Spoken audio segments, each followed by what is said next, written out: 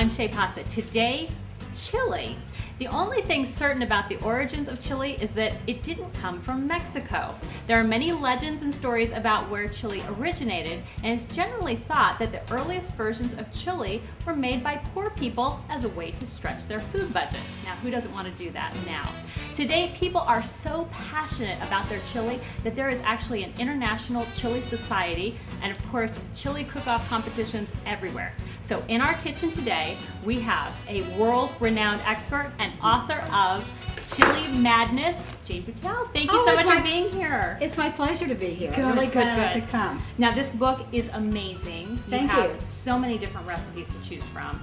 But we are really helping people that think they can't cook or are a little bit intimidated by things. Right. So we wanted to start today with your first love chili. And it's just that it actually has quite a few ingredients, but you just put them all together and you don't have to do a lot of prep. Okay. I guess the most major thing you have to do is chop an onion. We can do that. And you can do even do that that with yes. a food processor too. if you Even want, better. When you're even going to better. cook, yeah. So Cook an onion. are there any specific things that you have to do to make really good chili, a particular technique or ingredients? Well, as I say in the book, I have a basic training for chili. One technique, if you're going to cook with hamburger or ground beef, you want to brown it before you add the spices and all. Whereas if you're cooking with the cube meat, like the pure Texas chili, then you don't want to Oh, interesting.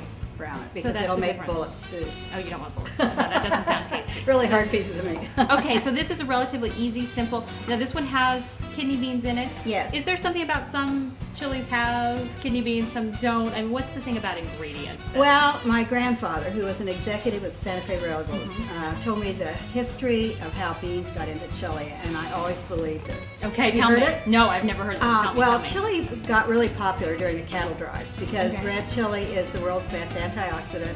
It means that coupled with beef, especially if beef is cubed, it just literally will last a very long time without going bad.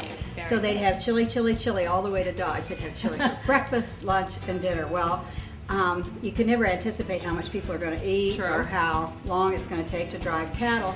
So sometimes when they get through Oklahoma, the pot would get kind of thin, so they'd add beans to stretch it out. Stretch it out. And as What they a great got idea. closer to the Kansas line, it wasn't even red anymore, so they'd add tomatoes. So that's how So beans and tomatoes got and into that- chili.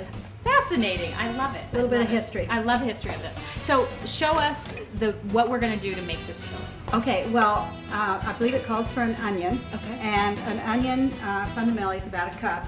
Once the onion starts to become clear, Okay. and cook. That nice translucent look. Right. Okay. Then we add the beef, and you cook the beef on sort of a medium-low heat. Okay. And this is very lean beef, so you don't need to probably worry about draining it. And then once the beef is just the pink color is mostly gone, then you add all these ingredients, which are the fresh minced garlic, the pure ground chilies, bell pepper, and these herbs, which are celery salt, basil, cumin, and cayenne. Actually, they're assortment of spices and herbs, and a cinnamon stick. So Oh, you have easy quite a enough to do. variety.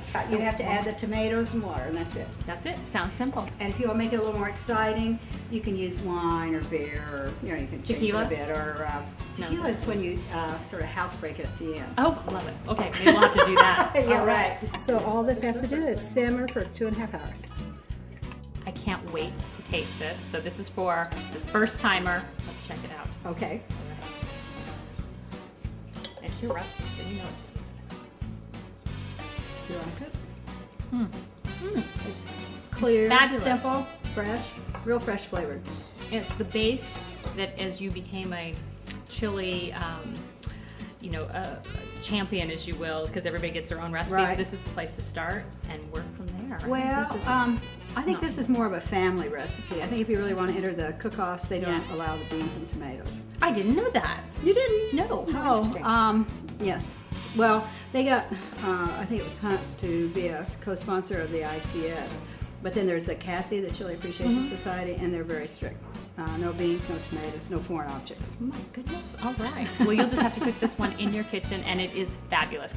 You can get the recipe on our site, and you can find more of Jane at janebutel.com. I'm Shay Pausa. Thanks for joining me. I'll see you next time. Right. Let's have more. Very good. Thanks for watching She Knows TV. Look for more of the Daily Dish at sheknows.com.